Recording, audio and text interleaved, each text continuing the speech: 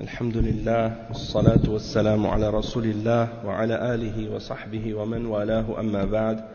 On commence donc aujourd'hui le cours 10 dans le chapitre Kitab al-Nikah du livre du Cheikh Salih al-Fawzan hafizahullah ta'ala qui s'intitule Al-Mulakhas al-Fiqhi, et le sujet dont on va parler aujourd'hui c'est As-Sadaq, le chapitre c'est Babun fi Sadaqi fi Nikah, fi Sadaqi fi Nikah. Donc As-Sadaq, il y a plusieurs mots pour le définir. Donc pour commencer, lughatan huwa ma'khudh min as-sidq, yani khilaf al-kadhib. Donc As-Sadaq, ça vient du mot sidq qui veut dire la vérité, la véracité, la sincérité. C'est le contraire du mensonge. Donc ça vient de ça. Et shar'an, selon la définition sur le plan de la sharia, c'est al-mal alladhi wajaba ala az-zawj daf'uhu li zawjatihi bi sababi 'aqd an-nikah. Donc c'est une somme d'argent ou un bien quelconque qui est obligatoire pour l'époux de donner à son épouse à cause du contrat de mariage. C'est ça la définition des fuqaha de As-Sadaq. Et le terme As-Sadaq, il a des synonymes aussi. سمي الصداق صداقا لإشعاره بصدق رغبة باذله في النكاح. Donc on l'appelle Sadaq, pourquoi? Pour montrer la sincérité de la personne qui le donne, d'entrer dans ce contrat de mariage. Et on l'appelle également al-mahr. On l'appelle également al-mahr, yani al-mahru. On l'appelle aussi al-nihla, al-nihla, comme c'est mentionné dans le Coran.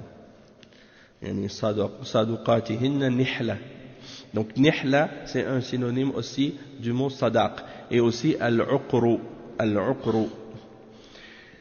Donc ça c'est pour ce qui est de la définition. Donc c'est ça, مأخوذ من الصدق لأنه يشعر برغبة الزوج في زوجته وهو عوض. C'est comme un genre de compensation, et on le mentionne dans le contrat de mariage ou bien après le contrat de mariage. Donc le mahar, il doit être mentionné au moment du contrat de mariage ou bien après, et on va expliquer les règles à propos de cette question-là. أما حكمه فهو واجب ودليله الكتاب والسنة والإجماع. Donc le verdict à propos de As-Sadaq, c'est que c'est obligatoire, et la preuve que c'est obligatoire, elle est établie par le Coran, par la Sunna et par l'Ijma', c'est-à-dire le consensus des ulama. Et il mentionne comme preuve du Coran le verset 4 dans Surat An-Nisa: وآتوا النساء صدقاتهن نحلة فإن طبن لكم عن شيء منه فإن طبن لكم عن شيء منه نفسا فكلوه هنيئا مريئا. Donc ça c'est le verset 4 dans Surat An-Nisa à propos de l'obligation du mahr. Donc on va lire la traduction de ce verset-là. Naam. Donc dans ce verset, Allah subhanahu wa ta'ala dit ce qui signifie: et donnez aux épouses leur sadaq, leur mahr, de bonne grâce. Si de bon gré elles vous en abandonnent quelque chose, c'est-à-dire si la femme, tu lui as donné son mahr et elle décide de t'en donner une part, ou de dire bon, finalement t'as pas besoin de me donner tout, donne-moi juste une partie, ça si elle le fait de bon gré, alors c'est permis d'en prendre de prendre qu'est-ce qu'elle laisse. Si de bon gré elle vous en abandonne quelque chose, disposez-en alors à votre aise et de bon cœur. D'accord? Donc ça c'est le verset que le cheikh a cité, et il dit وَلِفِعْلِهِ صلى الله عليه وسلم فلم يكن يخلي النكاح من صداق وقالوا التمس ولو خاتما من حديد. le prophète sallallahu alayhi wa sallam, il le faisait lui-même, il a donné un sadaq, il a donné un mahr quand il s'est marié, et il ne laissait jamais un mariage sans qu'il y ait dedans un mahr, un sadaq. Et il dit même à un des compagnons, il tamis walaw khatiman min hadid, il cherche même s'il faut une bague en métal, hein, en fer, s'il faut. Et ça c'est rapporté par Al-Bukhari et Muslim, selon Sahl ibn Sa'd. Et c'est dans ce hadith-là que c'est lorsqu'une femme était venue pour se présenter au messager, sallallahu alayhi wa sallam, pour s'offrir à lui en mariage. Et lui, il a désisté, comme il a dit non, je suis pas intéressé. Donc le compagnon qui était avec lui, il s'est offert comme si pour la marier. Il a dit, ô messager d'Allah, si toi tu désires pas te marier avec elle, alors moi j'aimerais bien me marier avec elle.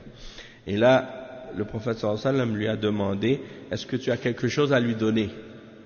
Hein? Il a dit, cherche n'importe quoi, même une bague en fer, s'il faut. Et certains pensent que par rapport à ça, parce que le prophète sallallahu alayhi wa sallam a dit, cherchez même une bague en fer, que c'est une sunna de porter une bague par rapport au mariage. Alors que ça n'a aucun rapport. Le prophète sallallahu alayhi wa sallam lui a demandé de ramener ça comme mahr, et non pas parce que ça fait partie de la sunna de porter une bague de mariage. Il n'y a pas de bague de mariage en islam. D'accord? Et donc ceux qui veulent absolument porter une bague pour dire qu'ils sont mariés, ça vient des chrétiens en réalité. Ça c'est une imitation des chrétiens, ça n'a rien à voir avec l'islam. Parce que les chrétiens, pour eux, le jonc qu'ils portent, ça représente une alliance. Et c'est même qu'ils l'appellent l'alliance. Et ils la portent sur comment on appelle? Non, c'est pas l'annulaire. Oui, l'annulaire. C'est l'annulaire parce qu'il porte l'anneau. Hein? Il l'appelle l'annulaire parce qu'il porte l'anneau. Et ça, c'est dans leur croyance. Ça n'a rien à voir avec notre religion à nous. Donc, il n'y a pas de bague de mariage. Et de porter une bague dans l'idée que ça vient du fait qu'on est marié, ça rentre dans les innovations dans ce cas-là. Ça rentre dans l'imitation des kuffars et ça rentre dans la bid'a. D'accord? Donc, il lui a dit, cherche une bague de fer. Il n'en a pas trouvé, même une bague de fer. Il a dit, j'ai mon izar, mais si je lui donne, le mien, j'en aurai plus pour moi. Ça voudrait dire que si, quand je sors, hein, elle va, moi je dois le prendre, et elle aura rien à porter. Donc ça pouvait pas être mon izar. Et après, il a dit, qu'est-ce que tu connais du Coran? Et il lui a dit, telle sourate. Il dit, dans ce cas-là, je te la marie pour qu'est-ce que tu possèdes comme verset dans le Coran. Donc ça prouve que c'est pas nécessaire que ce soit quelque chose qui est nécessairement un bien matériel. Ça peut être aussi le fait d'enseigner à quelqu'un quelque chose, hein, ou quelque chose dans ce sens-là. D'accord? Et il dit وَأَجْمَعَ أَهْلُ الْعِلْمِ عَلَى مَشْرُوعِيَّتِهِ. Et les savants de l'islam ont tous été d'accord sur le fait que c'est quelque chose qui a été légiféré dans l'islam. D'accord? أَمَّا مِقْدَارُهُ. En ce qui concerne la quantité, qu'est-ce qu'on peut donner comme mahr? Il dit فَلَا يُقْتَدَرْ أَقَلُّهُ وَلَا أَكْثَرُهُ بِحَدٍّ مُعَيَّنٍ. Il dit en ce qui concerne la valeur du mahr ou la quantité du mahr, il n'y a pas de limite à ce que tu peux donner comme peu ou beaucoup. Il n'y a pas de limite à ce que tu peux donner comme quelque chose, que ce soit peu ou beaucoup. Et il n'y a pas une valeur spécifique que tu dois donner. Et il dit فَكُلُّ مَا صَحَّ أَن يَكُونَ ثَمَنًا أَوْ أُجْرَةً صَحَّ أَن يَكُونَ صَدَاقًا. Donc tout ce qui peut être un prix ou quelque chose qui a une valeur, eh bien, ou bien un salaire comme un salaire pour un travail ou quelque chose, alors ça peut être considéré comme un mahr. Et si vous vous souvenez de l'exemple de Moussa alayhi salam, quand il a épousé, lorsqu'il s'est marié, il avait donné par exemple à son beau-père pour dire bon, puisque je vais marier ta fille, je vais travailler pour toi pendant un nombre d'années. Hein, c'était ça qu'il a donné comme mahr. Bon, par rapport à ça, le cheikh il dit وَإِنْ قَلَّ أَوْ كَثُرْ, donc peu importe que ce soit beaucoup ou peu. إِلَّا أَنَّهُ يَنْبَغِي الْإِقْتِدَاء بِالنَّبِي صلى الله عليه وسلم. Il dit, mais il faut prendre l'exemple du prophète sallallahu alayhi wa sallam. Et il dit بأن يكون في حدود 400 درهم وهي صداق بنات النبي صلى الله عليه وسلم. Donc il dit, c'est mieux de prendre l'exemple du prophète sallallahu alayhi wa sallam, et lui, il a marié ses filles à peu près pour 400 dirhams. Donc 400 dirhams de l'époque. Qu'est-ce que ça équivaut aujourd'hui? Allahu a'lam, je ne pourrais pas vous dire maintenant, mais si vous voulez, je pourrais essayer de trouver une réponse à ça. L'important de comprendre, c'est qu'il n'y a pas une limite spécifique ou un montant spécifique. Et parmi les versets qui parlent de ça dans le Coran, le verset 24 dans Surat An-Nisa, وَأُحِلَّ لَكُمْ مَا وَرَاءَ ذَلِكُمْ أَن تَبْتَغُوا بِأَمْوَالِكُمْ. D'accord? Donc, par rapport à la signification de ce verset, il est mentionné comme exemple pour montrer que la seule chose que Allah subhanahu wa ta'ala il dit à propos de ça, c'est que vos biens sont mentionnés de façon générale et qu'il n'y a rien de spécifique à la valeur. An tabtaghu bi amwalikum, yani c'est ça, jouissez de même que vous jouissez d'eux, donnez-leur leur mahr comme quelque chose dû. An tabtaghu bi amwalikum, c'est ça. À part cela, il vous est permis de les rechercher en vous servant de vos biens. Donc ça veut dire vos biens de façon générale. L'autre verset, il dit, c'est ça, walaw khatiman min hadid, et il n'y a pas de limite non plus un maximum. C'est-à-dire, il n'y a pas un maximum non plus. Et la preuve, c'est dans le verset 20 dans Surat An-Nisa.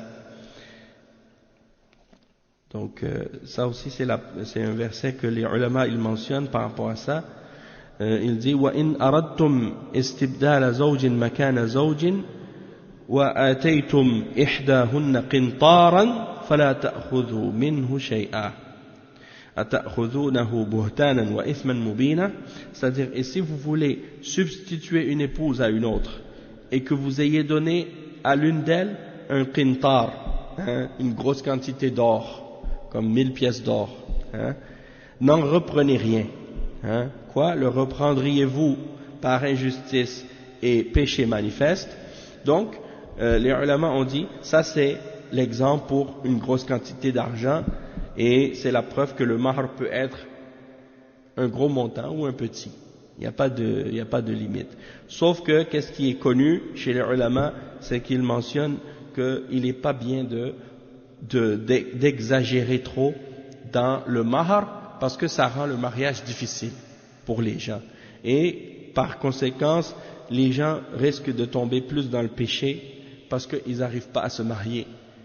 Parce que le mahr est trop élevé et ça devient difficile à cause de ça. Le cheikh il dit ensuite, نعم وقال شيخ الإسلام ابن تيمية رحمه الله الصداق المقدم إذا كثر وهو قادر على ذلك لم يكره. Donc Ibn Taymiyyah il dit le mahr ou le sadaq que tu le donnes en avance, même si c'est beaucoup, et que tu as la capacité de donner cette somme, donc c'est pas détestable, c'est pas déconseillé. إلا أن يقترن بذلك ما يوجب الكراهة من معنى المباهة ونحو ذلك, excepté s'il y a quelque chose qui est relié à ce fait-là, de donner une grosse somme dans le but d'éblouir les gens ou d'impressionner les gens. Tu dis, j'ai donné telle somme de mahr. Dans ce cas-là, ça devient détestable dans ce cas-là. Il dit, amma in kana ajizan an dhalik kurih. Tandis que si la personne, elle est dans l'incapacité, elle n'a pas les moyens, alors dans ce cas-là, c'est détestable. Bal يحرم إذا لم يتوصل إليه إلا بمسألة أو غيرها min al-wujuh al-muharrama.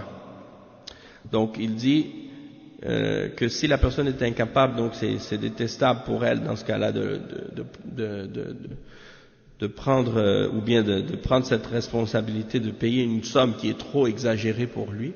Si une femme elle dit j'accepte de me marier avec toi, mais tu dois me donner $100,000 par exemple, et toi t'en as pas, donc tu dis ok j'accepte, mais comment tu vas faire pour le payer? Si ton salaire te permet pas de ramasser cette somme-là facilement, donc tu risques peut-être même de t'endetter à cause de ça. Tu vas aller emprunter à gauche, tu vas aller emprunter à droite, puis finalement, ça devient difficile. Donc, dans ce cas-là, ça devient détestable. Et il dit même que ça peut devenir interdit si tu peux pas rassembler le montant ou la somme, excepté en demandant. Hein, ou bien même peut-être tu vas aller faire des choses haram pour obtenir l'argent. Peut-être que quelqu'un va dire je veux absolument marier cette femme, elle m'a demandé 100,000, il va aller peut-être, je sais pas moi, voler ou bien faire d'autres choses. Ça c'est haram, hein, dans ce cas-là. Il dit فأما إن كثر وهو مؤخر في ذمته فينبغي أن يكره لما فيه من تعريض نفسه لشغل الذمة انتهى كلامه. Donc ça, tout ce que le cheikh il a mentionné, c'est lorsque le mahr est muqaddam, c'est-à-dire la femme elle a exigé que le mahr lui soit remis avant de pouvoir consommer le mariage. Alors dans ce cas-là, c'est qu'est-ce qu'on a mentionné? Il dit toutefois si le mahr est muakhar, c'est-à-dire que on a un délai après le mariage pour le payer, ok? Eh bien, dans ce cas-là, c'est tout de même détestable. Même si tu dis, bon, c'est une grosse somme, mais j'ai un délai pour le payer, c'est tout de même détestable. Pourquoi? Parce que il va être obligé par la suite de travailler pour respecter cette dette-là et puis de rembourser le mahr à sa femme, et ça risque d'être lourd sur lui. Donc ça c'est la fin de la citation des paroles de Ibn Taymiyyah sur ça. Après le cheikh Al-Fawzan il dit وَالْخُلَاصَةُ أَنَّ كَثْرَةُ الصَّدَقِ لَا تُكْرَهُ إِذَا لَمْ تَبْلُغْ حَدَّ الْمُبَاهَةِ وَالْإِسْرَافِ. Donc si le mahr est une grosse quantité d'argent, c'est pas détestable en soi si c'est pas arrivé au point de vouloir éblouir les gens ou de tomber dans l'extravagance. Walam tuthqil kahil az-zawj. Donc ça ne devient pas quelque chose qui est trop lourd à porter pour l'époux. Bihaythu tahujuhu ila al-isti'anati bighayrihi an tariq al-mas'alati wa nahwiha.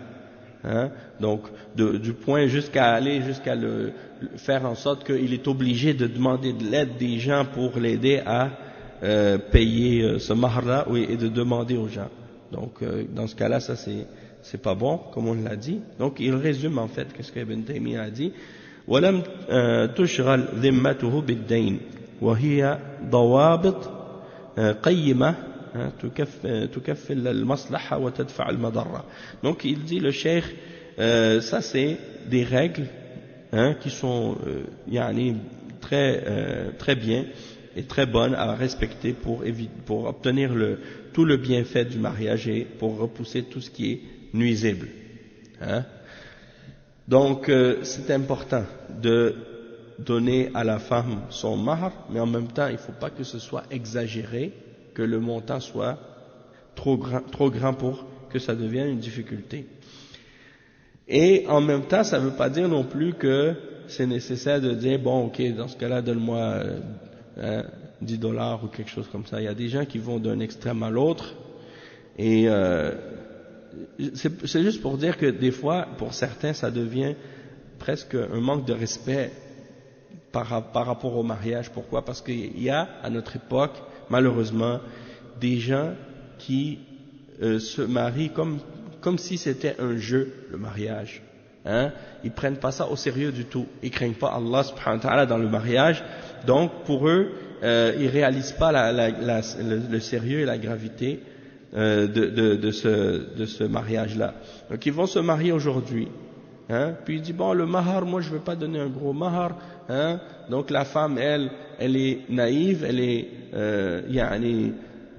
disons elle est innocente, et puis elle dit bon, finalement qu'est-ce qui compte, c'est la sincérité. Puis elle dit bon, moi je veux pas un gros mahar, donne-moi juste $500 ou quelque chose comme ça. Puis là après l'homme il dit ben $500 c'est beaucoup, hein. Il veut négocier encore. Puis là elle descend finalement, elle dit ok, donne-moi $100, ça va aller. Il lui donne $100, il se marie avec elle. 2 semaines plus tard, je te divorce. Il va en marier une autre et il recommence comme ça. Il y a des gens, à notre époque, c'est devenu comme ça malheureusement. C'est pas tout le monde qui sont comme ça, mais il y a une catégorie de gens, malheureusement, c'est des crapules, hein, c'est des gens sans honte, hein, sans gêne. Et ils jouent avec les femmes et ils se marient comme si c'était un jeu. Allah al-Musta'an. Donc, il faut faire attention à ça. Et il faut justement, à cause de ça, demander un montant qui va faire en sorte que la personne, elle va pas se permettre de jouer, hein, aussi facilement que ça. Et puis de faire les choses correctement. Ensuite, le cheikh il explique, il dit ويتبين من خلال ما سبق أن ما وصل إليه الناس في قضية المهور من المغالاة الباهظة التي لا يراعى فيها جانب الزوج الفقير والتي أصبحت صعبة المرتقى في طريق الزواج أن هذا المغالاة لا شك في كراهتها أو تحريمها.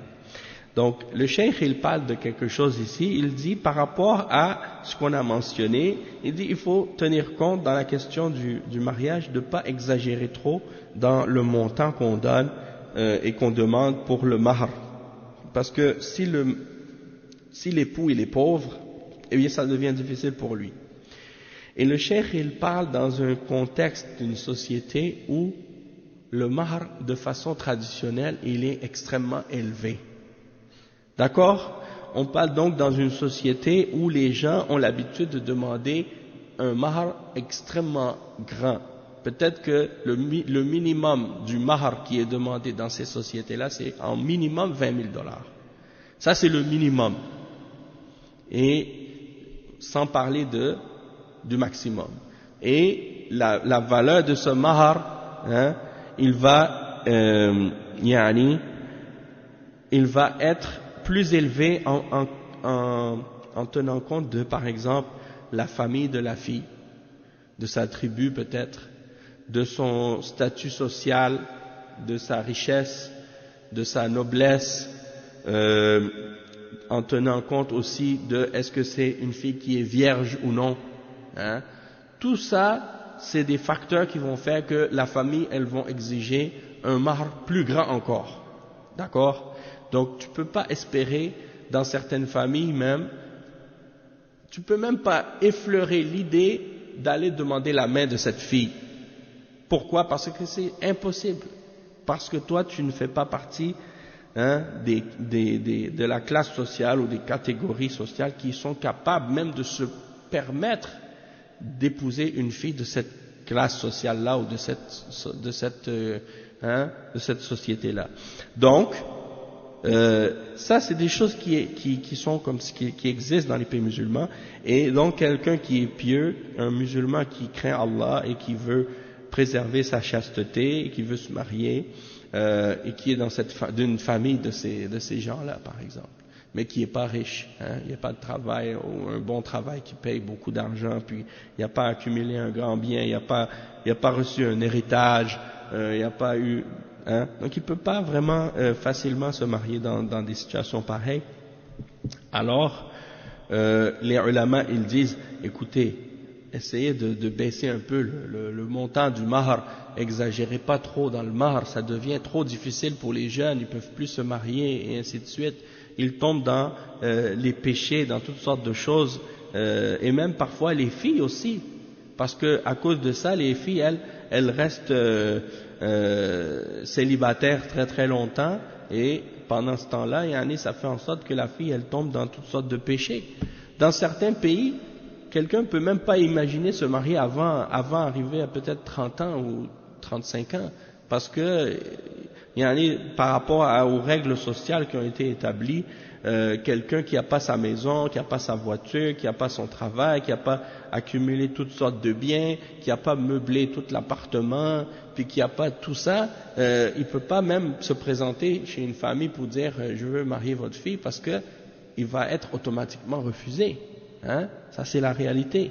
Donc de faciliter les choses, parce que les gens ils n'ont pas cette mentalité-là dans beaucoup de pays musulmans, les gens ils n'ont pas cette mentalité-là non plus. Donc on a deux extrêmes. Dans les pays occidentaux, les gens ils ont l'idée, ils ont pris ces explications des ulama qu'il faut faciliter le mariage, et les gens sont allés peut-être même à l'extrême dans ça, ils ont voulu faciliter au point où le mariage devient même parfois, comme je disais, un jeu.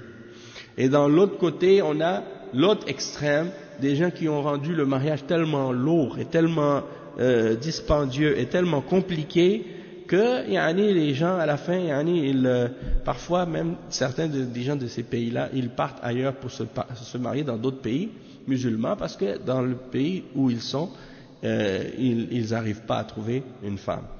Donc tout ça pour dire que il faut être dans le juste milieu, ni dans un extrême ni dans l'autre, et tenir compte donc de la réalité des jeunes. Et c'est comme ça que les ulama ils disent, si vos jeunes ils veulent se marier, vos enfants, vos fils, ou les gens de votre famille, vous avez de l'argent, vous êtes capable de les aider, alors venez à leur aide pour leur faciliter ça, et aider vos enfants à se marier, parce que ça c'est pour préserver leur chasteté et pour qu'ils puissent fonder des familles, et puis ça c'est important. Naam.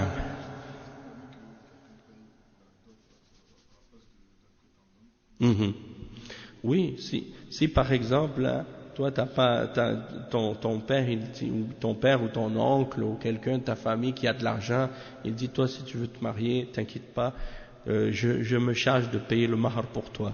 Oui, ça c'est bien, ça c'est une sadaqa, ça fait partie des bonnes actions que quelqu'un fasse ça, ou bien si quelqu'un dit bon ok toi tu as besoin d'argent, je sais que t'as pas beaucoup, bon écoute, je vais me charger de meubler ton appartement, tu vois, donc je vais t'acheter, qu'est-ce que tu as de besoin, le réfrigérateur, le poêle, tu vois. Donc c'est-à-dire il y a toujours moyen de faciliter les choses ou d'aider les gens lorsqu'ils veulent se marier, parce qu'on sait qu'à notre époque les gens qui veulent se marier c'est devenu difficile. Faire le haram, faire le péché, ça c'est facile, mais faire le halal c'est devenu compliqué. Les gens mettent plein de barrières, plein de difficultés. Donc il faut, comme je dis, faire attention, mais en même temps être dans le juste milieu. Donc le cheikh il dit, ensuite il dit وأن هذه المغالاة لا شك في كراهتها أو تحريمها خصوصا وأنه يكون إلى جانبها تكاليف أخرى من شراء الأقمشة الغالية الثمن والمصاغات الباهظة والحفلات والولائم المشتملة على الإسراف والتبذير وإهدار الأطعمة واللحوم في غير مصلحة تعود على الزوجين. Il dit, sans compter qu'il y a d'autres dépenses aussi reliées au mariage, des vêtements parfois, la robe de la mariée, toutes sortes de choses comme ça qui coûtent cher, aussi la fête de mariage, la location de la salle, la nourriture qui est parfois excessive et qui est gaspillée, que des gens fait préparer de la viande, toutes sortes de nourriture, puis à la fin on jette ça, parce que les gens ont mangé un petit peu puis ils ont même pas terminé. Donc il n'y a aucun bienfait qui découle vers les époux dans ça en réalité. Il dit لا شك أن كل ذلك من الآثار والأغلال والتقاليد السيئة التي يجب محاربتها والقضاء عليها وتنقية طريق الزواج من عراقيلها. Donc le cheikh il dit il n'y a pas de doute que tout ça, ça fait partie des carcans et des fardeaux qui ont été mis sur les gens. De plus que ça fait également partie des coutumes mauvaises. Et il dit c'est obligatoire de les combattre pour les enrayer et pour nettoyer le chemin du mariage de ces embûches. Hein. Il dit ensuite un hadith qui est important dans ce domaine-là par rapport au mahar. في حديث عائشة رضي الله عنها مرفوعا أعظم النساء بركة أيسرهن مؤنة. C'est-à-dire les femmes dont la bénédiction est plus grande sont celles dont le mahar est le plus léger, hein, le plus léger. Donc si son mahar est léger, Inch'Allah, il y aura plus de baraka dedans. Hein. Parce que des fois, le fait que le mahar soit élevé, ça ramène par la suite des conflits dans la relation de mariage. Parce que le mari qui a payé une grosse somme d'argent pour donner en mahar à sa femme, c'est comme si par la suite, s'il ne craint pas Allah subhanahu wa ta'ala, il risque de lui reprocher chaque chose, si elle agit pas correctement ou si elle fait pas quelque chose de bien. Hein? Écoute, là, je t'ai donné un gros mahar. Hein? Ouais, peut-être il va même acheter. Puis en plus, qu'est-ce qui est grave là-dedans, c'est que parfois dans certains pays et dans certaines familles, c'est le père qui prend le mahar ou bien une partie du mahar pour lui, hein? Alors qu'à la base le mahar est uniquement pour la fille, pour la femme, et non pas pour son père ou ses frères ou je sais pas qui. Mais il y en a dans certains pays, quand la fille elle veut se marier, le père il dit bon, si tu veux te marier avec ma fille, il faut que tu m'achètes une voiture, il faut que tu achètes une voiture à mon fils, hein, il faut que tu fasses ça, et tu dois acheter ça, tu dois acheter ça. Et donc ça devient comme un genre de vente, hein. C'est comme si l'homme il vend sa fille là. Allah al-Musta'an. Donc ça c'est des exemples de coutumes qui sont contraires à l'islam. Et dans certains pays ou dans certaines cultures, c'est le contraire. Hein? C'est la famille de la femme qui paye le mahar au mari pour qu'il se marie. En Europe, c'était comme ça. Hein? La dot, qu'est-ce qu'ils appelaient la dot? C'était la famille de la femme qui donnait la dot au mari, hein, pour la marier. Et plus la fille avait une dot élevée, ben plus elle avait de prétendants, puis plus des gens voulaient venir la marier. Hein. Et en Inde aussi, j'ai entendu que ça se passe comme ça, et que même parfois chez les musulmans, ils ont adopté ce système-là, alors que en principe, en islam, c'est le contraire, c'est la femme qui reçoit le mahar et non pas le contraire. Ensuite, le cheikh il dit وقال عمر بن الخطاب رضي الله عنه ألا لا تغالوا في صدق النساء فإنه لو كان مكرمة في الدنيا أو تقوى عند الله كان أولاكم بها رسول الله صلى الله عليه وسلم ما أصدق رسول الله صلى الله عليه وسلم امرأة من نسائه ولا أصدقت امرأة من بناته أكثر من 12 أوقية وإن الرجل لا يغلي بصدقة امرأته حتى يكون لها عداوة في قلبه وحتى يقول كلفت فيك علق القربة أخرجه النسائي وأبو داود ومنه تعلم أن كثرة الصداق قد تكون سببا في بغض الزوج لزوجته حينما يتذكر ضخامة صداقها ولهذا كان أعظم النساء بركة أيسرهن مؤنة كما في حديث عائشة. Donc c'est ça que le cheikh il dit justement. Omar ibn al-Khattab il a dit n'exagérez pas dans le mahar que vous donnez aux femmes. Il dit parce que si c'était un honneur dans la dunya ou une taqwa, hein, une protection par rapport à Allah, eh bien celui qui aurait été le plus disons porté à le faire et qui aurait mérité plus de le faire, ça aurait été le messager d'Allah sallallahu alayhi wa sallam. Mais pourtant le messager d'Allah sallallahu alayhi wa sallam n'a pas donné de sadaq à ces femmes, ni à exiger de mahr pour ses filles, plus que la somme de 12 uqiyya. Uqiyya, c'est de l'argent, des pièces d'argent. Donc 12 pièces d'argent, ça veut dire, c'était pas une grosse somme d'argent, hein, c'était pas beaucoup. Et il dit que l'homme, lorsqu'il exagère dans Omar ibn al-Khattab qui dit, si l'homme exagère dans le sadaq qu'il donne à sa femme, eh bien ça peut même l'amener à avoir de l'animosité dans son cœur contre sa femme, parce qu'il va dire, j'ai dépensé beaucoup pour toi, hein. Et Cheikh Al-Fawzan, il explique ça comme je disais tout à l'heure, il dit, lorsque quelqu'un il a donné une grosse quantité d'argent pour mahr à sa femme, ça peut amener même le mari à détester sa femme lorsqu'il se rappelle la grosse somme qu'il a dépensée pour elle, hein. Et il dit, c'est pour ça que les femmes qui sont une plus grande source de bénédiction sont celles dont le mahr était le plus léger, le plus simple. Et c'est mentionné dans le hadith de Aïcha qu'on a lu tout à l'heure.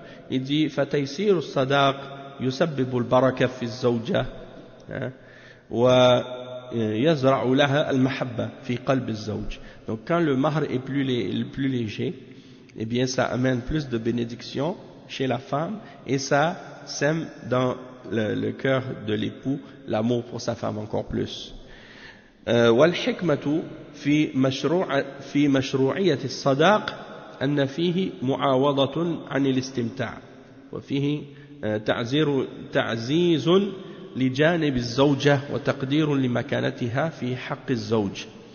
Il dit que une des sagesses pourquoi on donne le mahr, c'est comme une compensation pour la jouissance, hein, du mariage, et en même temps c'est pour établir un respect par rapport à la femme et un respect par rapport à son statut vis-à-vis de son mari. وتستحب تسميته الصداق وتحديد العقد وتستحب تسميته الصداق وتحديده في العقد لقطع النزاع ويجوز أن يسمى ويحدد بعد العقد. Il dit le cheikh que c'est recommandé de mentionner le sadaq, de le mentionner au moment du contrat de mariage et de le spécifier, de le délimiter au moment du contrat de mariage pour éviter les disputes par la suite.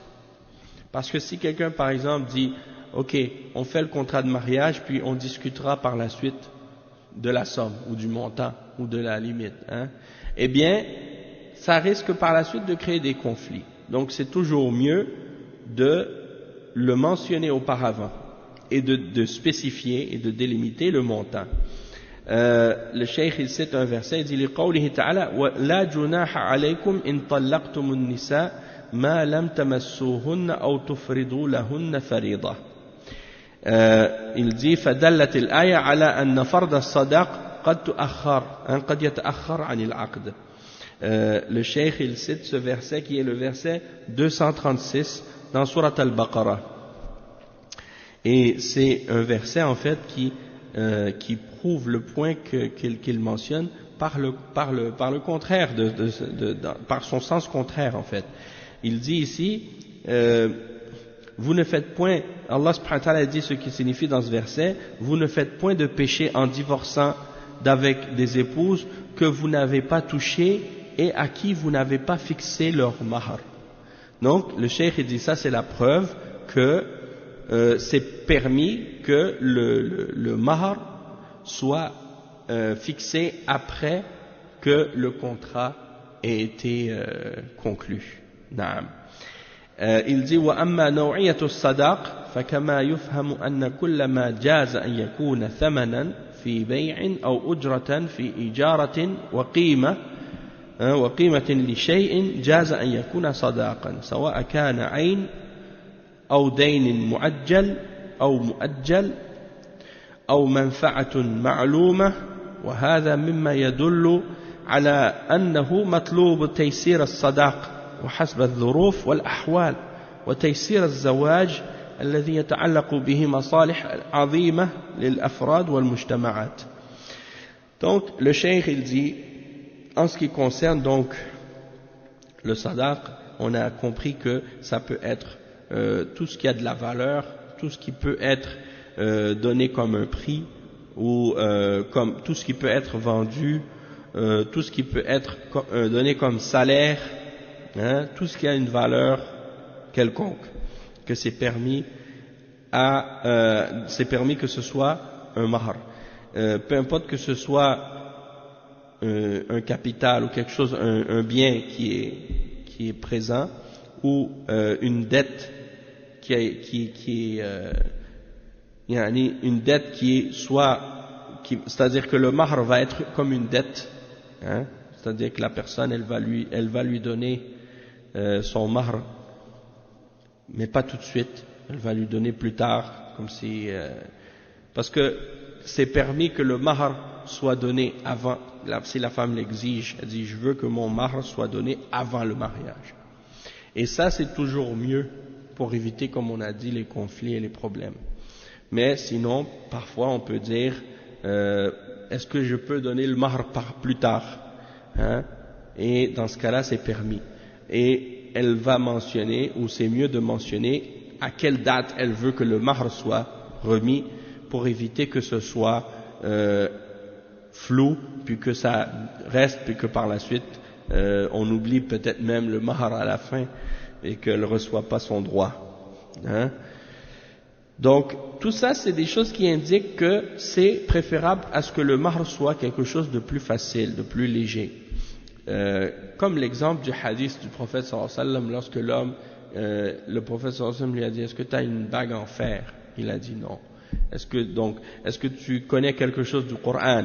Donc c'est pour dire que c'est pas nécessaire que ce soit quelque chose qui a une valeur non plus. Ça peut être quelque chose que tu vas enseigner à la femme, et des choses de ce genre. Naam.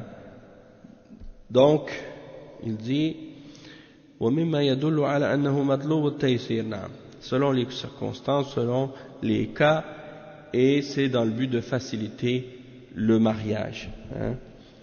Il y avait un autre point que j'ai trouvé dans Fiqh al-Muyassar. Il y avait des petits détails qui avaient été mentionnés là-dedans. Ok. Il y a des points ici qui sont mentionnés. Masalan, al-hikmatu min ja'al as-sadaq biyad ar-rajul. جعل الإسلام الصداق على الزوج رغبة منه في صيانة المرأة من أن تقدمه مهرا للرجل، وهذا يتفق مع المبدأ التشريعي في أن الرجل هو المكلف بواجبات النفقة دون المرأة. Donc il explique ici le cheikh par rapport au mahar, pourquoi c'est l'homme qui doit donner le mahar, comme on en a parlé tout à l'heure. Il dit que ça c'est pour montrer en même temps qu'en islam c'est l'homme qui est le responsable de la femme, et c'est lui qui doit s'occuper d'elle et qui doit veiller à ses besoins et qui doit dépenser pour elle. Donc ça indique le fait que c'est l'homme qui donne le mahar, ça indique ça. Naam, mulkiyatu sadaq. Donc ça on va en parler tout de suite là, dans quelques instants. Le cheikh dit فهذه بعض المسائل الهامة التي تتعلق بالصداق. Donc le cheikh ensuite il mentionne 7 points qui ont rapport avec le cadeau ou bien le mahr comme on l'appelle. Le premier point, as-sadaq mulkun lil mar'a wa laysa li waliha minhu shay illa idha samahat bihi lahu an tib nafs. Donc le mahr, hein, le premier point, c'est que le mahr ou le sadaq, c'est une propriété de la femme elle-même, et son wali n'a aucune part ou aucun droit à quoi que ce soit de ce mahr là, c'est à elle.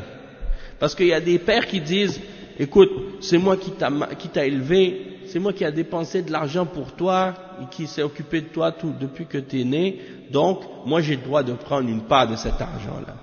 Hein? Puis le hadith qui dit Anta wa maluka li abik. Hein? Toi ainsi que tes biens, hein? Tu appartiens à ton père, toi et tes biens. C'est ça le hadith. Mais ça veut pas dire que tu peux prendre des biens de ton enfant injustement, hein, ou contre son gré. Sauf que s'il le fait, hein, c'est ton père, hein, il a le droit. C'est-à-dire, il ne devrait pas le faire, mais s'il le fait, il n'y a pas grand-chose qu'on peut faire dans ce cas-là parce que c'est ton père, donc il a le droit de prendre. C'est-à-dire que s'il fait de l'injustice, oui, c'est un péché, d'accord? Mais à la base, cet argent-là, c'est à la femme. Le mahar, c'est à la femme. Et l'injustice, c'est pas permis, que ce soit du père ou de l'enfant. C'est comme par exemple, un ulama il dit, si un père il tue son fils, il n'y a pas de had. Il va pas être exécuté pour avoir tué son fils. Il y aura peut-être une autre punition, mais il va pas être mis à mort. Ce ne sera pas la peine de mort parce qu'il a tué son fils, parce que son fils c'est une partie de lui. Donc c'est comme si c'est comme si il n'y a pas de peine de mort pour tuer son fils. Si un père tue son fils, il n'y a pas de peine de mort pour ça. Ça c'est connu dans le fiqh. Sauf que, est-ce qu'il a le droit de tuer son fils? Non, il n'a pas le droit. C'est quand même un meurtre, hein? Donc, ça ne veut pas dire qu'il prend l'argent injustement, qu'il a le droit de le faire, d'accord? Et il dit ici, le cheikh, que la femme, cet argent-là, c'est à elle, c'est pas à son wali. Si elle permet à son père de prendre quelque chose de bon gré, hein, de elle-même, elle décide, oui, je t'en donne, voici, prends la moitié, c'est à toi, ou bien prends une partie, ça me dérange pas. Dans ce cas-là, il peut le prendre, il n'y a pas de mal. Mais sinon, ça ne doit pas être systématique que le père, il prend le mahar de sa fille, ou il prend son... Il y en a même d'après ce que j'ai entendu, des fois, même certains pères, ou certains parents, même certains maris, ils disent à leur femme, oui, ok, tu peux aller travailler, puis, mais par contre, tu me donnes le salaire. Hein? Il laisse sa fille aller travailler, puis il prend son salaire. Il dit, ok, vas-y travailler, et puis il prend son salaire. Hein? Donc c'est pour ça, tu vois, c'est des exemples d'injustice. Alors qu'à l'époque, les gens ils disaient, non, je veux pas que ma fille travaille. Maintenant, quand ils ont vu que ça rapporte de l'argent, ils ont dit, ok, oui, allez travailler. Et puis il prend le salaire. Hein? Parce que les gens, ils convoitent, hein, l'argent, maintenant. Donc c'est ça. Et la même chose pour les femmes qui travaillent. Le mari dit, moi je veux, avant les maris disaient, non, je veux pas que ma femme travaille. Maintenant ils ont vu que c'était payant et que les femmes ramassaient de l'argent beaucoup, donc ils disaient, ok, va travailler. Quand le chèque rentre, il met ça dans son compte de banque à lui. Hein? Donc ça c'est bizarre, hein, ce comportement-là. Mais c'est pour dire, si elle accepte de le donner d'elle-même, de bon gré, dans ce cas-là c'est permis. Et il dit, لِقَوْلِهِ تَعَالَى وَآتُوا النِّسَاءَ صَدُقَاتِهِنَّ, donner à la femme leur sadaqat, leur sadaq, ça veut dire c'est à elle. وَلِأَبِيهَا خَاصَّةً أَنْ يَأْخُذَ مِنْ صَدَاقِهَا وَلَوْ لَمْ تَأْذَنْ مَا لَمْ يَضُرُّهَا وَلَا تَحْتَاجْ إِلَيْهِ. Anta wa maluka li abik, comme je disais tout à l'heure. Donc le père il peut prendre, hein, en particulier le père seulement, il peut prendre un peu de son sadaq, même si elle le permet, même si elle lui donne pas la permission, tant que ça lui fait pas du tort et tant qu'elle en a pas de besoin. Parce que le prophète sallallahu alayhi wa sallam dit Anta wa maluka li abik, hein, comme je disais tout à l'heure. Mais s'il va le prendre, il veut prendre tout son argent, tout son sadaq, ou bien il lui prend alors qu'elle en a besoin, ou bien que ça lui fait du tort, alors là ça c'est de l'injustice, il n'y a pas de tort, hein, il n'y a pas de doute. Les oncles, donc les oncles aussi viennent se servir, parce qu'ils disent l'oncle il a le même verdict que le père, hein? Après il ne lui reste plus rien, elle reste sans rien. Non, ça c'est pas correct, franchement. Et le cheikh il dit ثانيا يبدأ تمليك المرأة لصداقها من العقد كما في البيع ويتقرر كاملا بالوط أو الخلوة بها وبموت أحدهما.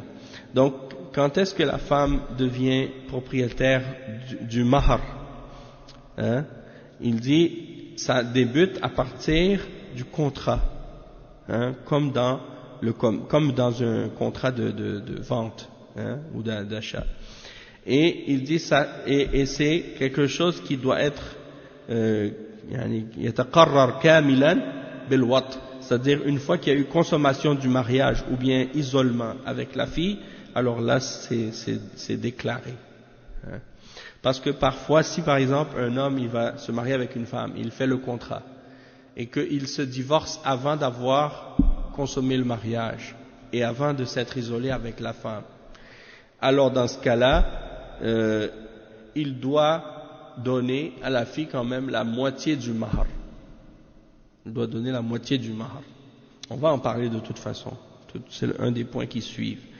Et tandis que s'il s'est isolé avec elle puis qu'il divorce après, là il doit lui donner le mahar au complet. D'accord?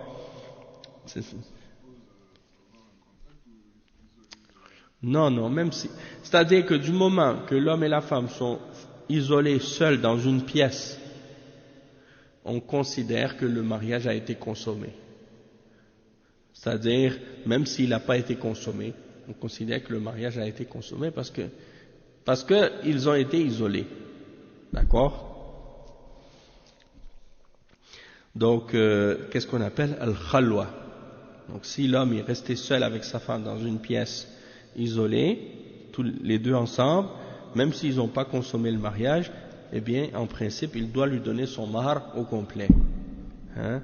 Parce qu'on suppose qu'il aurait consommé le mariage. Il dit وَقَدْ سَمَّ لَهَا صَدَاقًا. Donc il dit ثانيا إذا طلقها قبل الدخول أو الخلوة وقد سمى لها صداقا فلها نصفه. Donc si, comme je disais tout à l'heure, il l'a divorcée avant de consommer le mariage ou avant de s'isoler avec elle, alors que le mariage avait été mentionné de façon spécifique, alors il doit lui donner la moitié. Donc supposons qu'il lui a dit, ok, j'accepte de te donner comme mahr $4000, et il ne s'est pas isolé avec elle, et il n'est pas il n'a pas consommé le mariage, il ne s'est pas isolé avec elle, alors dans ce cas-là, s'il divorce, il dit finalement, bon, je divorce, ça y est, je pense pas que ce mariage-là va fonctionner, donc là, il doit lui donner quand même la moitié, c'est-à-dire 2000, d'accord? Mais en même temps, vous allez voir que il y a des choses qui vont être détaillées par rapport à ça aussi. لقوله تعالى وإن طلقتموهن من قبل أن تمسوهن وقد فرضتم لهن فريضة فنصف ما فرضتم أي لكم ولهن فاقتضى أن النصف له والنصف لها بمجرد الطلاق. Donc Allah subhanahu wa ta'ala dit dans le verset 237 dans sourate Al-Baqarah, il dit, et si vous les divorcez avant de les avoir touchés, et les ulama ils ont spécifié ici, toucher, c'est-à-dire d'avoir consommé le mariage, ou bien de vous être isolé avec elles, hein, وَقَدْ فَرَضْتُمْ لَهُنَّ فَرِيضَةً, et que vous leur avez déjà mentionné un mahar que vous allez leur donner, telle somme ou tel montant, فَنِصْفُ مَا فَرَضْتُمْ, alors dans ce cas-là vous devez leur donner la moitié, hein, de ce que vous avez prévu de leur donner, c'est-à-dire une moitié pour lui et une moitié pour elle, c'est-à-dire comme si chacun vous prenait une part, la moitié, et ça c'est à partir du divorce. Il dit وَأَيُّهُمَا عَفَى لِصَاحِبِهِ عَنْ نِصْفِهِ مِنْهُ وَهُوَ جَائِزُ التَّصَرُّفِ صَحَّ عَفْوُهُ. Il dit, et peu importe lequel des deux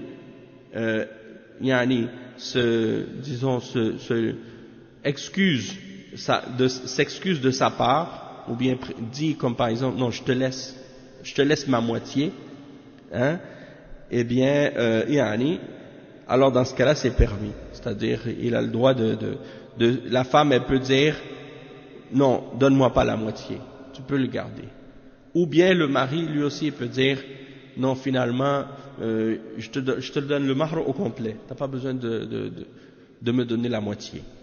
Hein? Donc, peu importe lequel des deux yani désiste de sa part ou de sa moitié, yani ça c'est quelque chose qui est recommandé et conseillé.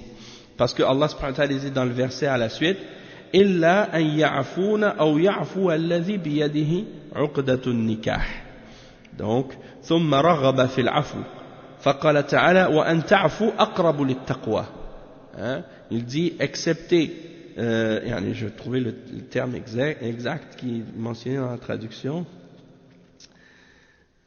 37, c'est ça, versez-leur la moitié de ce que vous avez fixé, à moins qu'elle ne s'en désiste, ou que se désiste celui entre les mains de qui est la conclusion du mariage, c'est-à-dire celui qui a conclu le mariage, c'est-à-dire le mari. Celui qui soit lui s'en désiste ou elle. Il dit, et le désistement est plus proche de la piété, plus proche de at-taqwa. Donc ça veut dire que celui des deux qui se désiste de sa part est plus pieux que l'autre. Donc ça veut dire qu'il y a une incitation à l'afou, de se désister de sa part. Et là, et après il dit, وَأَن تَعْفُوا أَقْرَبُ لِلتَّقْوَى وَلَا تَنْسَوْا الْفَضْلَ بَيْنَكُمْ. وَلَا تَنْسَوْا الْفَضْلَ بَيْنَكُمْ. C'est-à-dire, que vous vous désistiez, c'est plus proche de la piété, et n'oubliez pas, la faveur mutuelle qui existe entre vous. N'oubliez pas la faveur mutuelle, le bien mutuel qui existait entre vous.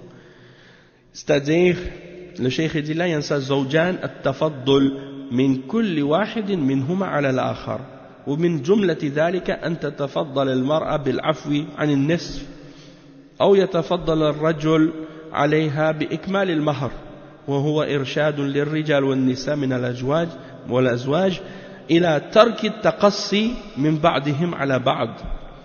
Parce que des fois quand il y a des divorces, eh bien les hommes et les femmes, ils ont de la rancune les uns pour les autres et de la haine dans le cœur pour l'autre par rapport au fait qu'ils se sont mal entendus ou qu'ils ont pas finalement trouvé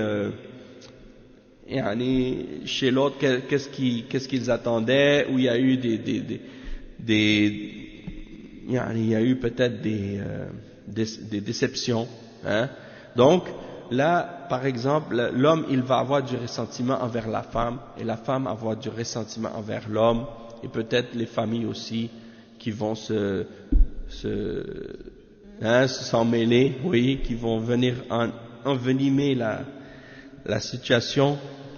Donc, le fait de se désister et de montrer de la miséricorde envers l'autre, ça c'est très important, parce que malgré tout, malgré les problèmes, malgré les disputes entre les deux ou le divorce, on reste toujours des musulmans, on reste toujours des frères en islam et des sœurs en islam. Donc ça veut dire que on ne doit pas oublier ça. Des fois j'ai remarqué, ça arrive souvent, c'est que les gens quand ils se marient, ils oublient qu'ils sont musulmans et que sont des frères, les uns, il y en a des frères et des sœurs en islam avant d'être des époux. Parfois le comportement il laisse place à de la familiarité au point à peut-être même manquer de respect, manquer de miséricorde, et le comportement islamique qui devait exister entre tous les musulmans, il disparaît pour devenir autre chose. Et ça, c'est quelque chose qui est pas bien,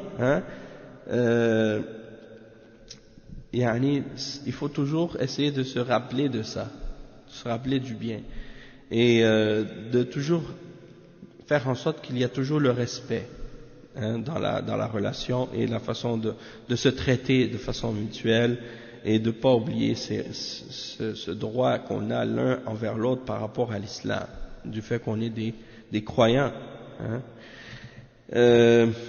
Donc c'est ça. C'est ça. Donc le fait d'excuser l'autre, la femme elle dit non, écoute, t'as pas besoin de me donner la moitié, garde-le. De toute façon, il n'y a même pas eu de mariage. Hein? Et l'homme il dit non, prends-le au complet, je te le donne, cadeau, pour toutes les difficultés et les dérangements et tout. Hein? Donc tu vois qu'il y a une rahma entre les deux quand même, et que le but c'est pas juste de profiter de l'autre ou de sauver la scène comme on dit, hein? Gratter la scène, l'expression. رابعا كل ما قبض بسبب النكاح ككسوة لأبيها أو أخيها فهو من المهر. كل ما قبض بسبب النكاح ككسوة لأبيها أو أخيها فهو من المهر. Le cheikh il dit quatrièmement, tout ce qui a été reçu ou tout ce qui a été pris à cause du mariage comme vêtement pour son père ou son frère, il dit ça fait partie du mahr. خامسا إذا أصدقها مالا مغصوبا أو محرما صح النكاح ووجب لها مهر المثل يعني بدل الصداق المحرم. أي نعم. إذا أصدقها مالا مغصوبا أو محرما صح النكاح ووجب لها مهر المثل بدل الصداق المحرم. Des fois, il y a des choses que les fuqaha ils mentionnent, c'est des exemples ou des cas, puis des fois c'est difficile de les contextualiser par rapport à parfois c'est des choses qui peuvent se produire, mais des fois c'est pas nécessairement, il n'y a pas d'exemples qui sont mentionnés, donc c'est difficile de les visualiser ou de les conceptualiser parfois. Donc ici le cheikh il mentionne comme cinquième point, si il lui a donné comme sadaqa, comme mahr, il lui a donné de l'argent qui avait été exproprié ou pris de façon illégale, hein, ou de l'argent illicite. Il dit dans ce cas-là le mariage lui-même sera valable, mais il sera obligé de lui donner le mahr qui lui convient, hein, au lieu de ce sadaq qui est haram. Donc ça veut dire comme s'il lui avait donné de l'argent ou quelque chose qui était d'une source qui était illicite ou haram, eh bien il doit lui remplacer cet argent-là par quelque chose de licite. C'est ça que ça veut dire. Mais dans quel contexte, dans quel exemple, le cheikh il n'a pas mentionné d'exemple. Mais de façon générale, on peut comprendre ce sens-là. Le sixième point qui est l'avant-dernier, il dit إذا عقد النكاح ولم يجعل للمرأة مهرا صح النكاح. Ça c'est une question que le cheikh il mentionne ici, et cette question-là c'est peut-être une des questions qui est plus compliquée à comprendre pour nous des musulmans qui sommes dans une société qui n'est pas musulmane par exemple, ou bien pour des convertis. Pourquoi? Parce que vous allez comprendre pourquoi. Le cheikh il dit إذا عقد النكاح ولم يجعل للمرأة أو ولم يجعل للمرأة مهرا صح النكاح ويسمى ذلك بالتفويض ويقدر لها مهر المثل لقوله تعالى لا جناح عليكم إن طلقتم النساء ما لم تمسوهن أو تفرضوا لهن فريضة أي ما لم تفرضوا لهن فريضة لحديث ابن مسعود في رجل تزوج امرأة ولم يفرض لها صداقا ولم يدخل بها حتى مات فقال صلى الله عليه وسلم فقال رضي الله عنه لها صداق نسائها ولا وكس ولا شطط وعليها العدة ولها العدة ولها الميراث. وقال له معقل بن سنان قضى رسول الله صلى الله عليه وسلم في بروع بنت واشق بمثل ما قضيت رواه الترمذي وغيره وصححه. Donc il dit le cheikh que si par exemple on fait le contrat de mariage et dans le contrat de mariage on n'a pas spécifié un mahr, le mariage sera valide quand même. Et on appelle ça at-tafwid. On appelle ça at-tafwid, c'est-à-dire que le mahr n'a pas été spécifié de façon claire. Il n'a pas été mentionné ou spécifié. On appelle ça tafwid al-mahr ou tafwid al-sadaq. Ça veut dire que c'est comme si on a remis le mahr à la coutume ou à la tradition ou qu'est-ce qui est habituel. Donc, comme le verset qu'on a cité tantôt, le verset 236, si vous divorcez les femmes et que vous ne les avez pas touchées, ou vous n'avez pas consommé le mariage, ou que vous n'avez pas désigné un mahr pour elle. Alors il dit, dans ce cas-là, qu'est-ce qu'on doit faire? On donne à la femme le mahr qu'on appelle mahrul mithl. Mahrul mithl, c'est quoi? C'est-à-dire, c'est le mahr qu'on donne aux femmes de sa classe sociale ou de son rang social ou des femmes de sa famille. D'accord? Donc, on va prendre les femmes de la famille du côté de son père, qu'est-ce qu'elles ont reçu comme mahr, et puis on va établir ça comme étant la règle. Puis, on va lui remettre le mahr en tenant compte de qu'est-ce que les femmes de sa famille ont reçu comme mahr en général. Ça va être ça son mahr. Et il mentionne l'exemple qui a été mentionné dans le hadith cité de Ibn Mas'ud radiyallahu anhu, quand un homme s'était marié avec une femme et qu'il n'avait pas désigné de sadaq spécifique et il n'avait pas consommé le mariage avec elle, puis il est mort. Alors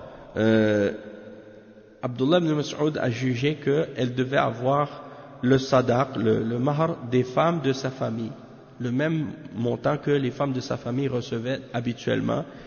Et il dit, et elle doit faire sa idda et elle aura droit à l'héritage. Et un autre compagnon, Mi'qal ibn Sinan, il a dit, le messager d'Allah sallallahu alayhi wa sallam avait jugé à propos de Buru', la fille de Washiq, de la même façon que toi. Il a dit ça à Abdullah ibn Mas'ud. On voulait dire que ton jugement c'était le même que celui du messager d'Allah sallallahu alayhi wa sallam. Donc, dans ce sens-là, c'est donc un jugement, comme si c'est ça le jugement du messager sallallahu alayhi wa sallam à ce sujet-là. Et il dit ensuite le cheikh, وقد يكون التفويض لمقدار المهر معناه أن يزوجها على ما يشاء أحدهما أو أجنبي فيصح العقد في هذه الحالة ويقدر لها مهر المثل الذي يقدر مهر المثل هو الحاكم. Donc ici il dit le cheikh que c'est possible que le montant désigné par le mahr, lorsqu'il n'a pas été mentionné par le mari, alors dans ce cas-là qu'il soit choisi par l'un des deux époux ou par un étranger, et dans ce cas-là le contrat de mariage est valide, et dans ce cas-là on va lui donner le mahr qui revient aux femmes de sa famille, comme on a dit, le mahrul mithl, ou bien c'est le juge qui va déterminer c'est quoi le mahr de cette par rapport à elle, et il va lui donner il va déterminer la valeur de ce mahr selon les femmes de la famille de son père, de ses proches. Ka ummiha wa khalatiha wa ammatiha, donc sa mère, sa tante, et ainsi de suite. فيعتبر الحاكم فيعتبر الحاكم بمن يساويها من القربى. Donc le juge il va déterminer laquelle des femmes de sa famille lui est égale à elle et à son statut ou à sa situation parmi ses proches. Et il dit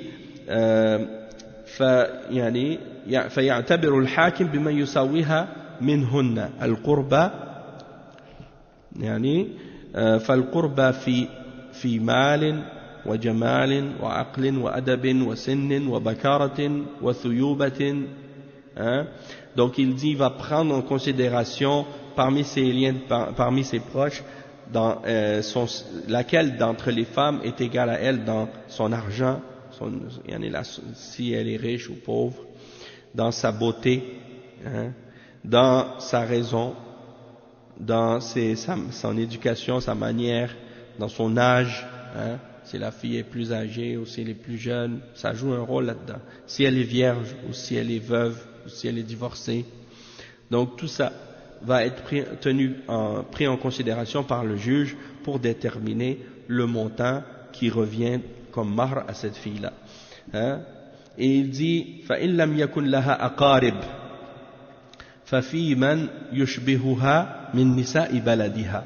Il dit, si elle n'a pas de femme de proche, elle n'a pas de proche, comme ce serait peut-être le cas dans les femmes qui sont converties par exemple, ou qui ont pas de, ou des filles qui ont été orphelines, hein, des orphelines, ou des choses comme ça, alors il dit فَفِي مَنْ يُشْبِهُهَا مِنْ نِسَاءِ بَلَدِهَا. Donc les femmes qui leur ressemblent dans le pays où elle vit ou dans la ville où elle vit.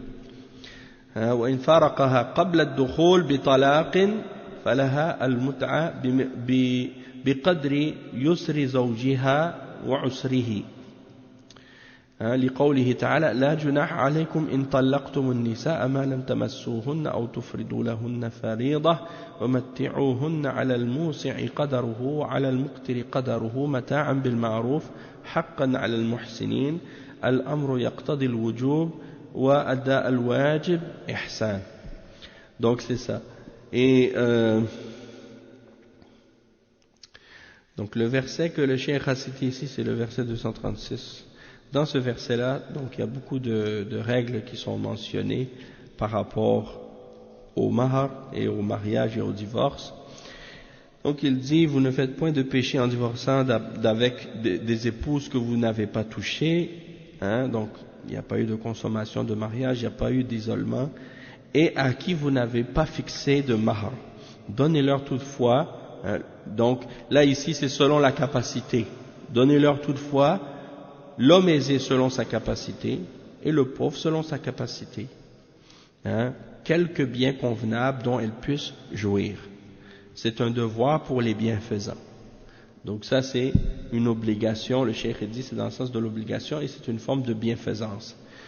وإن كانت المفارقة بموت أحدهما قبل الدخول تقرر لها مهر المثل وورثت الآخر وورثه الآخر. Donc si la séparation avant la consommation du mariage c'était dû à la mort d'un des deux époux, eh bien dans ce cas-là, si c'était le mari qui est mort, eh bien la femme elle a droit au mahar des femmes semblable à celui des femmes de sa famille, et l'autre elle va hériter de l'autre, de son mari.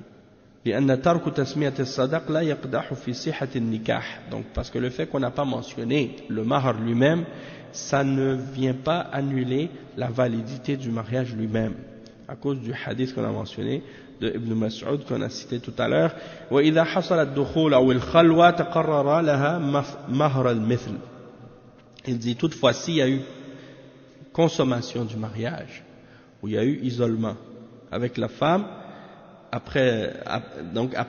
et que le mahar n'avait pas été mentionné, alors dans ce cas-là elle a droit au mahar semblable aux femmes de sa famille.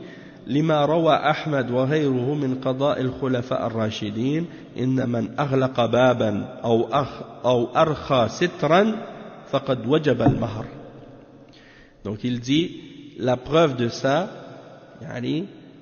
du moment qu'il y a eu isolement, et consommation du mariage ou isolement, eh bien c'est considéré comme que le mahar est obligatoire à partir de ce moment-là, à cause de ce que l'imam Ahmad a rapporté et d'autres également. Et c'est le jugement des Khulafa Rashidin, Abu Bakr, Omar, Uthman et Ali radiyallahu anhum.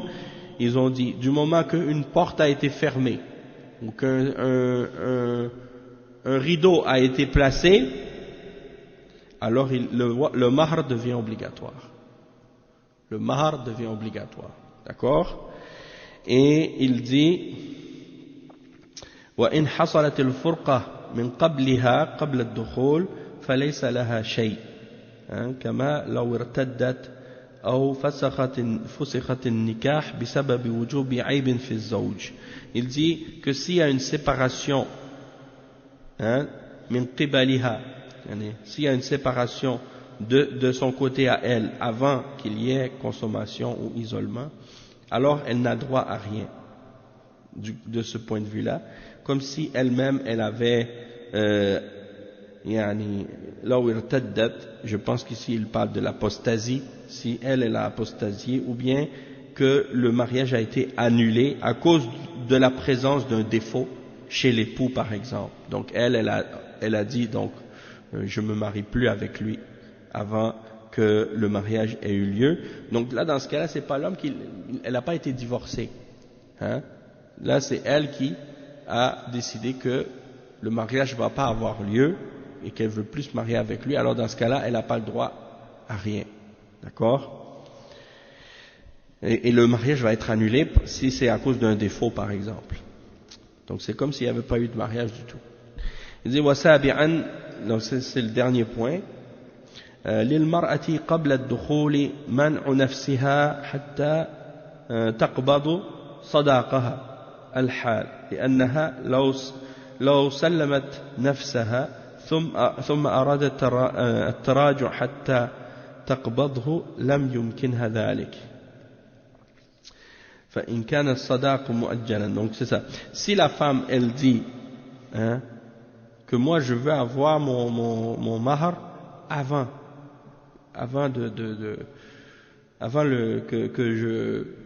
que le mariage soit consommé et avant que j'aille habiter avec mon mari, je veux qu'il me donne mon mahar. Alors dans ce cas-là, si lui par exemple il lui a pas donné son mahar, alors elle a le droit de refuser d'aller habiter avec lui jusqu'à ce qu'il lui ait pas donné son mahar. Parce que si elle part avec lui alors que lui a pas donné, puis qu'après elle refuse elle veut retourner jusqu'à ce qu'elle ait pris le mahar, là c'est compliqué dans ce cas-là, parce que déjà parti. Mais si elle dit non, je pars pas, je vais pas habiter avec lui jusqu'à ce qu'il me donne mon mahar, donc là c'est clair dans ce cas-là, il n'y a pas de complications. Et comme je disais à notre époque, des fois c'est mieux que ce soit comme ça, que la fille elle exige son mahar avant. Pourquoi? Parce qu'il y a des gens qui attendent des fois pendant des années. J'ai connu même des situations, Allah al-Musta'an, un homme s'est marié avec une femme, il est resté avec elle pendant des années, il a eu des enfants avec elle et il n'a toujours pas donné son mahar. Et quand il a divorcé, eh bien il n'avait toujours pas encore donné le mahar. Donc c'est pas bon de laisser traîner ces affaires-là. Ça, c'est pas bon de laisser traîner ces affaires-là. C'est mieux d'exiger que les choses soient réglées depuis le début, comme ça après tout est clair. Hein.